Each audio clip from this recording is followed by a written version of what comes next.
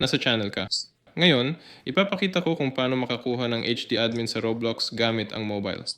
Para dito, buksan ang Roblox, pindutin ang settings sa itaas at buksan ang developer mode. Dito, piliin ang server, ilagay ang command na ito, at ilagay ang iyong username. Okay? Ito ang username ko ngayon. Pindutin ang enter. Naglo-load na ang proseso. May lalabas na ganito. Ayan.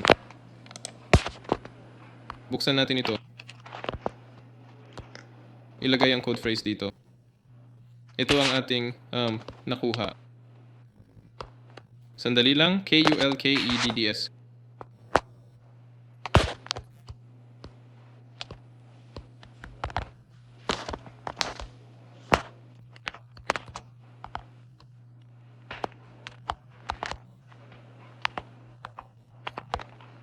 Pindutin ang continue.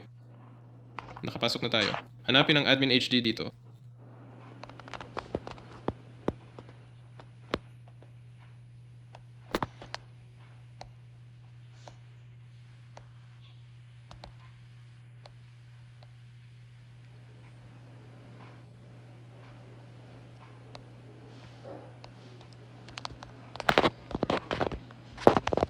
Ito ang HD admin. Kailangan natin ng HD admin installer. I-click ito. Maghintay tayo. Ito na ang admin natin. Ayun. Isara natin ito. Ayan. Pagkatapos, pumasok tayo at may mga command na dito.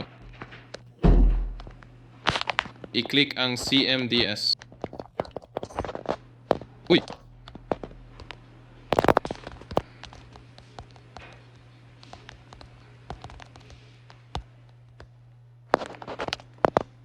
Ayan, may mga command na tayo. Yun lang ang lahat. Ako si Stav. Like at subscribe sa channel. Magandang buhay sa inyong lahat. Good luck sa lahat. Paalam sa lahat.